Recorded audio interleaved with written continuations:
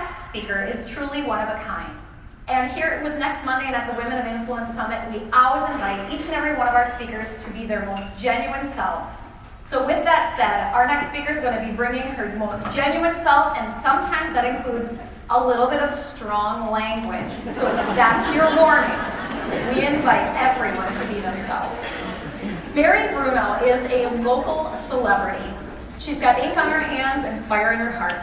She's the founder and creative force behind Bruno Press in St. Joe, a print shop known for bold design, gritty humor, and keeping the old school craft of letterpress alive and kicking. She's an artist, an activist, and a mentor who has turned a family garage into an internationally recognized creative hub. From cheeky greeting cards to 30-foot scrolls of the Rule of St. Benedict, her work proves that when ink meets impact, magic happens. She never planned to follow in her father's footsteps, but in doing so, she found her calling and redefined what it means to lead in uncommon ways. Please join me in welcoming the fearless, funny, and always authentic Mary Bruno.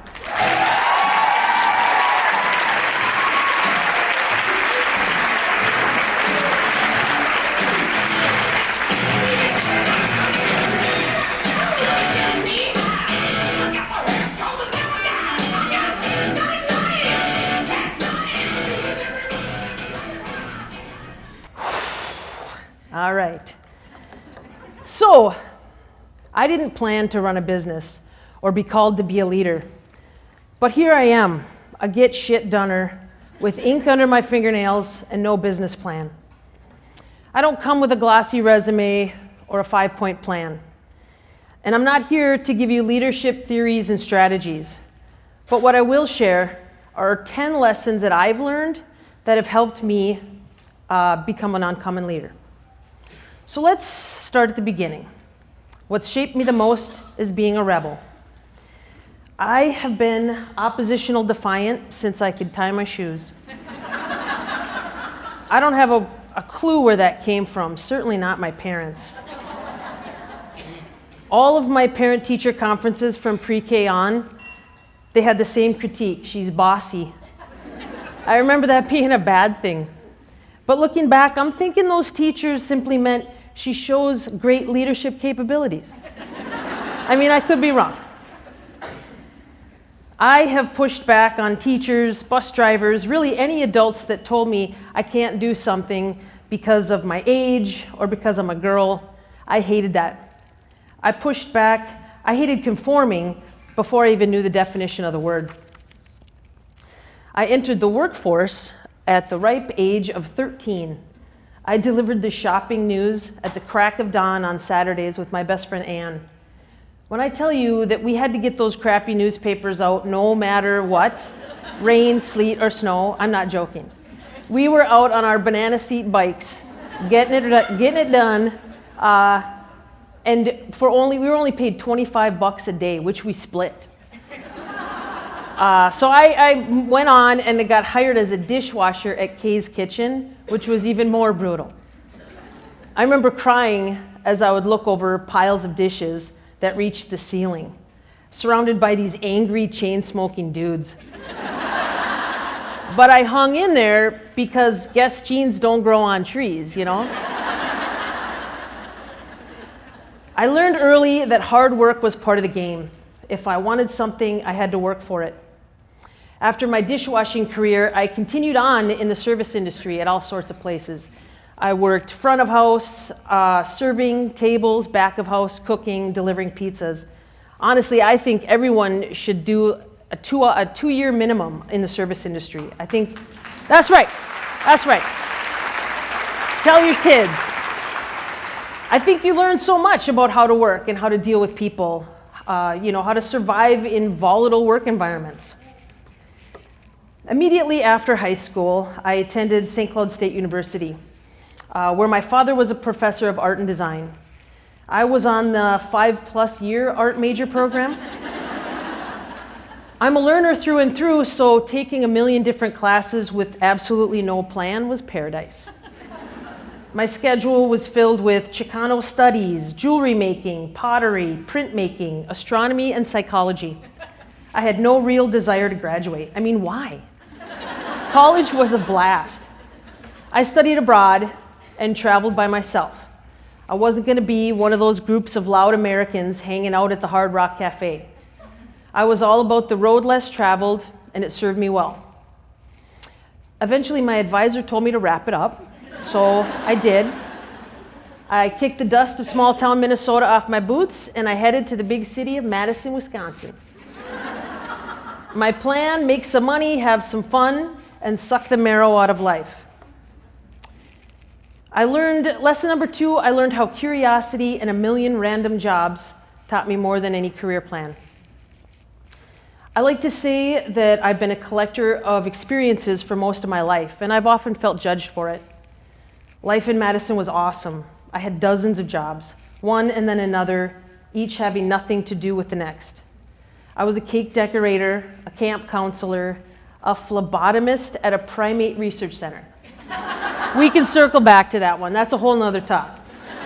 I was a bartender and a preschool teacher, both of which demand a surprisingly similar skill set. I have been hired and fired and poached. I've quit and I've been escorted out of the building. I have been heartbroken and humiliated, and I've had to reinvent myself countless times. I used to be embarrassed by all of that, but now I see it as one of my best assets. I see it like the movie The Karate Kid. The karate master trains his students with all these mundane chores that seem like they have nothing to do with actually learning karate. The student asks, "Why do I have to wax all these cars, Mr. Miyagi? Why am I painting all these fences?" And the master replies, "Wax on, wax off, Danielson." He had been training him for combat the whole time. Similarly, I was learning leadership through hard knocks, customer service, monkey care, herding children, and pouring numerous cocktails behind every sort of bar. I wasn't focused on a career path. I was just curious. But looking back, that curiosity was the training ground. It taught me to stay open, try new things, and trust that it all adds up, even if you can't see how yet. All of it made me who I am, someone who can find common ground with almost anyone, anywhere, and that, my friends, is not common. The real test of what I was learning was life is 10% what happens and 90% how you roll with it. And my guy is not advancing, so I'll just chill. There we go. All right. So during the 7-ish years that I was living my best life in Madison, I was coming home monthly to print in my father's letterpress print shop. That's him.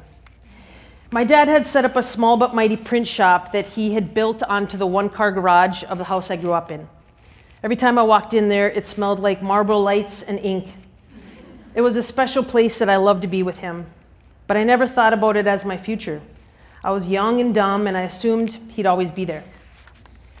When I got a late-night call on a warm summer night in June of 2003 from my brother, everything changed. He called to say that my healthy 63-year-old father had passed away suddenly from an aneurysm, and my whole world turned upside down. I knew I needed to return home to that print shop that I had spent all that time in. I was heartbroken, freshly back to small-town Minnesota with a pretty good-sized chip on my shoulder. I mean, what good things happen in some shitty small town? Are there even any cool people there? Besides all that, I did, for the first time in my life, feel a deep calling to be there, in the shop. And I felt compelled to start printing things. I worked all the time. I carved linoleum blocks and created art. All of my friends were getting married, so I was printing all the invites. I hustled like a crazy person, and I gave my time away like a dipshit. Out of all these freaking classes I took at the 5.5 years I was at SCSU, you'd have thought maybe I would have slipped in a business class. But no. I had to figure all that out the hard way. I started printing funny, sweary greeting cards because there was no adults around to stop me. I created a logo built from my father's logo. It was good. I went back to school at the St. Cloud Tech College to get my associate's degree in graphic design, and I learned my way around the computer, something else I did not do while at St. Cloud State. What was I doing for 5.5 years? I have no idea. I officially launched a website and a business with no plan, but I felt like I was on my way. After my father died, I could have reacted by running away out of anger or guilt or sadness over how unfair it all seemed. Instead, I went home and doubled down and did the messy work to forge my own path, hopefully one that's made him proud. Which leads me to my next lesson. Be so good they can't ignore you. So, those sweary, funny cards I was printing, they were getting really popular. My cards... Just take a drink.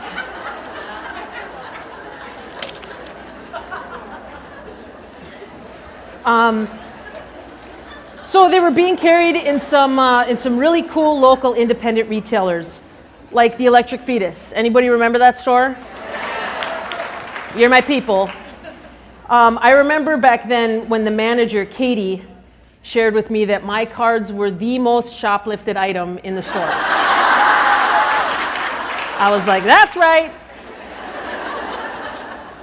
So 15 years ago, I wasn't as, eyeballs deep in social media like I am today, so I never knew what was trending, nor did I care. My oppositional ways would steer me clear of those things anyways. I was just printing things that made me laugh, and I was creating from the type and blocks that I made. The first year, I attended the National Stationery Show, a greeting card trade show in Midtown Manhattan. I fashioned together a booth and immediately felt way out of my depth. There were hundreds of greeting card makers, including a few I'm sure you've heard of, like frickin' Hallmark. I was like, what the hell am I doing here? Am I drunk? As imposter syndrome was starting to set in, I looked around and saw that no one's work looked anything like mine. I mean, that's bad, right? I felt like I didn't belong there. But then suddenly something started to happen. Buyers were walking into my booth, and they actually seemed as confused as I was. The first one asked, "Where the hell did you come from?" And I was like, "Central Minnesota!" I mean, these buyers began to place orders, big orders. My intern and I tried to keep up. And we slowly started to put together that everyone else's stuff looked like everyone else's stuff. And Bruno Press was the odd man out, and that meant a shit ton of orders were going down. I realized that just by keeping my head down and working, I had made my own brand and my own path. And in this world, not looking like the other guy was the best thing that could have happened. My work was so different and so good that they couldn't ignore me. But even when you've got talent, you can't do it alone. Lesson 5, community is rocket fuel. So in 2013, when I was 39 years old, I was diagnosed with breast cancer. Jesus, here we go, another kick in the nuts, or the ovaries. I was pretty matter of fact about the whole thing. I wanted to get on the other side of it. It was early stage, but I had the BRCA gene, which meant things were going to get complicated. I didn't want to tell anyone. I don't know about you guys, but as a strong, independent woman, I had convinced myself that I wouldn't ask for help or be vulnerable. I'd push through and be fine. At the time, I had some few close friends urge me to start a GoFundMe page. It wasn't that common then, and it seemed real scary. So, they reminded me that I wasn't going to be able to work for large periods of time. And I don't have rich parents to take care of me, or a husband that could work overtime while I'm recovering from what would end up being more than 7 surgeries in 1 year. I was already a classic workaholic, so yeah, how was this going to work? I took a deep breath, I wrote a letter, and the GoFundMe page was live. In less than a day, the account had $20,000 in it. I couldn't believe it. Community, baby.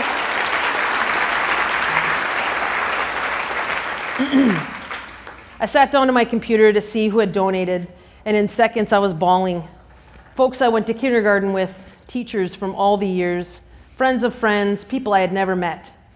I saw notes from folks I played rugby with in Madison, people I did CrossFit with. I read letters from people I hadn't talked to in 20 years. Jesus, I thought, if this is community, I want more. For the first time since I had been diagnosed, I felt relaxed, like I could breathe. My rent would be paid, my car payments would be made, and I was going to be fine.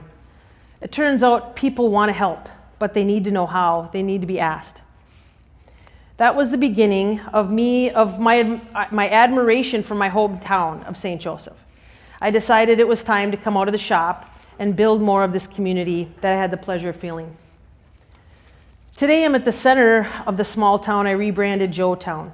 I'm committed to giving back to the community that was there for me when I needed it.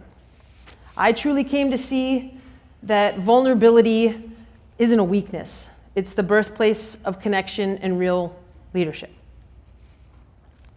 Lesson 6, you got to value yourself before anyone else will. Now that I had seen what community could do for me personally and for my business, I started getting more and more involved with other businesses, working to cross-promote and collaborate. I found a deeper level of creating by working with others. Even though I was working all the time, I still had to keep a side bartending gig just to get by. That was a problem. I was starting to challenge this narrative about money I had grown up with. I saw my father getting paid with a case of beer one time. I thought that was kind of cool. My poor mother, not a fan. People had definitely done that with me too, and it made me stop and think, how was I different from other businesses? People don't do that with their accountant. Why could they justify challenging me on the prices I agonized over? I allowed people to bully me with my pricing for way too long. It took me forever to reach a place where I could finally see my value, and it was time to start making some changes. I realized I was part of the problem by enabling trades and doing things for exposure. People die of exposure.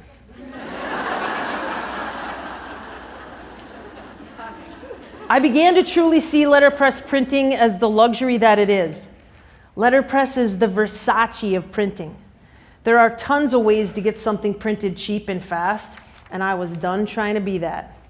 I came to embrace telling people as nicely as I could, your budget means going to Kinko's, period. And it was very empowering. Lecturing my interns about this on the regular helped drive it home for me. Give some stuff away while you're getting your footing and then stop. Value yourself and people will follow. Saying no was a game of practice for me. The more I said it, the stronger I felt. I had been contorting myself to reach everyone for so long, I was nearly broken from it. I practiced and it got easier every time I did it. Just as much as the newbie interns needed to hear it, I would also lecture the old guys giving it away. I realize this is your hobby, dude, but when you teach Johnny Q Public that artists give their work away, they come to accept it or expect it. So keep that in mind when you do that, because you're messing with my livelihood. And that hit harder. Eventually things will change. I'm actually looking forward to the day when I can hire a mean manager to deal with all my money stuff. She won't have any feelings and it will be awesome. Lesson number 7 is simple but powerful. People want the real you. So the next big aha moment for me was realizing that the magic of Bruno Press was not really all about the products. It was also about me. There's something special about the print shop, the smells, the machines, the old-timey analog way of working. Yeah, all that. But it's also me. During the pandemic, I really pivoted my business in a few big ways. I moved away from wholesale retail, which I still do, to doing more experiences. Since I have this way with children, I started Quarantine Storytime, which was a sweet plan my niece Sam came up with. She said, read a book over lunchtime while kids are home from school. So I posted this little graphic thinking I'd be reading silly books to my friend Rachel's 2 kids. And overnight it was shared like 400 times. So a few thousand people watched this Gen Xer figure out Facebook Live in real time. It was hilarious. I had a ton of eyeballs on Bruno Press every day. It was a real game changer for my online sales. I started typewriter nights, where I share my amazing collection of vintage typewriters and some bottles of wine with people to just write letters. There really is a vibe in the shop. People love hanging out among the big presses. The pure magic has continued to fill my proverbial cup, and others too. Groups of friends came, mothers and daughters, even some date nights. And everyone would make friends. I'd take like 35 or more beautifully decorated hand-typed letters to the post office the next day. I started print parties, where you get the group together and we spend a few hours learning, laughing, and printing. The more I get people into the shop to share what I know, the more I want to do it. I found that I'm a teacher, just like my dad, and I want to preserve this craft that I have accidentally dedicated my life to. I think our obsession with technology makes folks gravitate to unplugging when they can, and they do that at the shop. These workshops always start with me being all me, and people get a sense of, oh, I can be real here too, which is really all I'll accept. I only want the real you. I lead with that, and then it gives folks permission to follow, and that's a real sense of acceptance. People say things to me like, you make me swear more. That used to annoy me, but now I see it. They don't have to censor themselves with me, and that's pretty powerful. So that openness led me to say yes to one of the most insane opportunities of my career. Another major thing happened right as the pandemic hit. It was an opportunity that came from an unlikely partnership with Richard Bresnahan and the Sisters of the Order of St. Benedict. So in the fall of 2019, I get a call from Richard Bresnahan. He's a world-renowned resident potter out at St. John's University. We'd become close over the years since I had returned home to St. Joe. He would bring his art and architecture classes to my shop every year to see a real artist space. He also began collecting my work.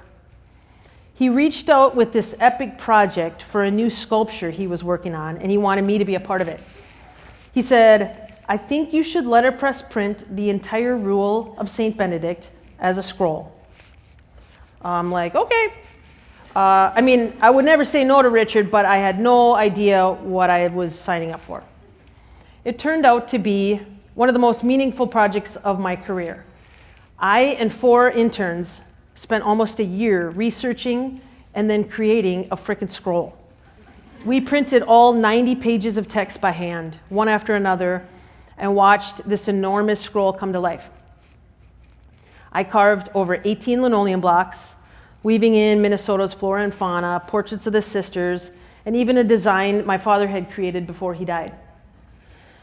As I worked on the scroll, I poured myself into the parts that were my strength, but I also stepped into the role of project manager, knowing when to call in others at the top of their craft.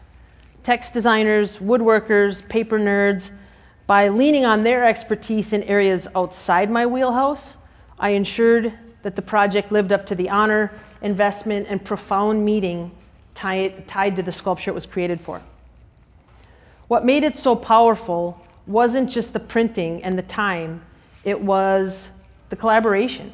It was me, Richard, and the sisters, unlikely partners, who came together to make something none of us could have done alone.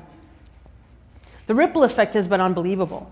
I've had exhibitions, lectures, and now I'm working on a book proposal to bring the scroll to even more people. I just installed the scroll at the Paramount Arts Center for the upcoming TEDx St. Cloud happening in early October. I'll be doing a panel talk with Sister Michaela. She's the sister that walked me through the intense cliff notes, I like to call, that ultimately helped me break into the Rule of St. Benedict, because it was not very user-friendly. She was my guide, and she made the impossible not only feel possible, but meaningful. The project taught me that the best things in life often start as opportunities that seem way too big. But when you lean in and you trust your instincts and you're willing to walk into the unknown, that's where the uncommon magic happens. So that is where lesson number 9 comes in. Get good at failing, and I'm a pro. So being a letterpress printer is constantly humbling. I have a few of my mentors on speed dial for when I'm crying on the floor of the shop because nothing is working. I have most definitely thought about burning the shop to the ground and starting a dog walking business numerous times.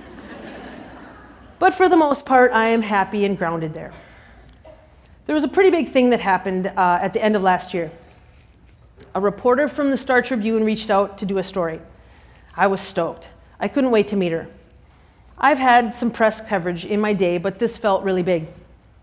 Jenna, the reporter, came up to the shop multiple times for the story, and we really hit it off. She was really good at pulling things out of me. Things I only share if I think someone really wants to know, and she did. One really lovely day, she came up to watch me reprint one of my best-selling reduction prints. This is a beaut. It was going really well. Jenna was getting video footage, and I was carving and printing and talking, and we were laughing and bonding, and everything was going great.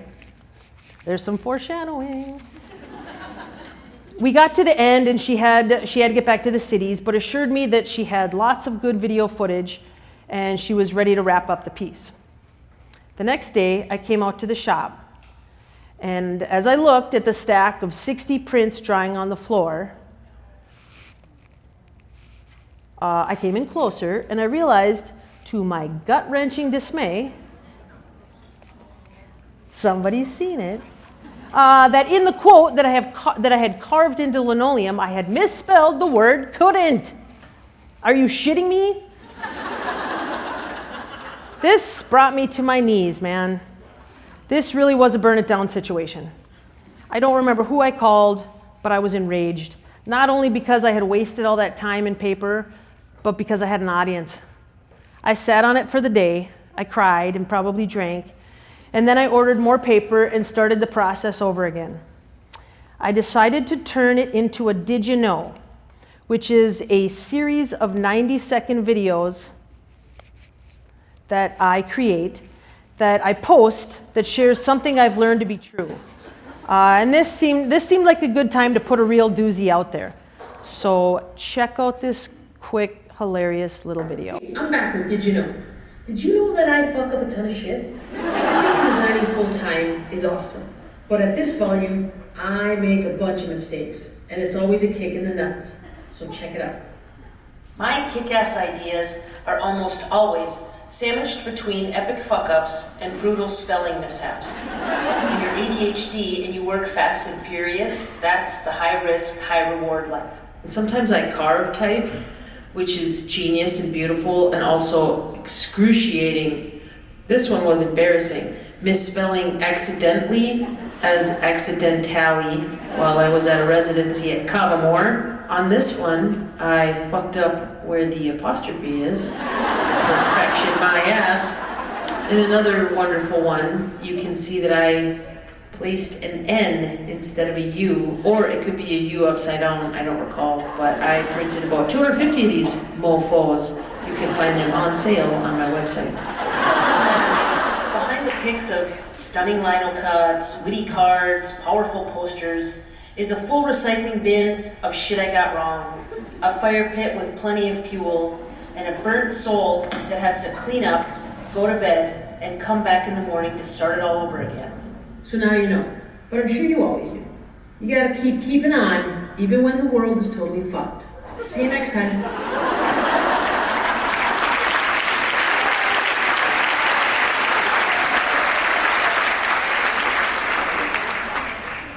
I gotta say though, that story, that 3 full-page, full-color story was stupendous. I've had folks write about me before and it's been good, but this story was the first time I truly felt seen. Jenna saw deep into my soul. She walked past the swearing and the printing and found the person that's just trying to make connections, create lovely things, and live fully. It was a beautiful piece, and maybe she would not have been able to capture it if I had nailed that poster perfectly like I was supposed to. Boring. I shared that it was so worth the mistake. It was a look behind the curtain to the recycling bin that we all have. It's okay to talk about it. Everyone screws shit up, and the more we make it acceptable, the easier it is on all of us. And finally, dream bigger than seems reasonable. As I click past 50 and watch others bring their dreams to life, and even help build dreams of countless friends, I realize something. I get to dream big too. I love the garage space that my dad left me, but I know it's time to move on. I want to take everything I've learned from printing all over the globe and create a new space, a true community hub. A space where people come not just to learn letterpress, but to connect, to grow, and to belong. Imagine it, Bruno Press 2.0. Part print shop, part gathering space, part residency program, part creative playground. Yeah, I want sinks and bathrooms and parking, but more than that, I want wide open space, indoors and out, filled with presses humming, concerts playing, dinners around long tables, speakers and other artists teaching and sharing, a destination for old and young alike. For 2 decades, I built a community in a double-stall garage. For now it's time to double down and scale up. And just like the scroll, it will take uncommon partnerships to make uncommon work. So I'm looking for dreamers and doers, unlikely partners who believe in connection, craft, and community. Because uncommon leadership isn't about climbing the ladder the right way. It's about building ladders where none existed and then inviting others to climb them with you.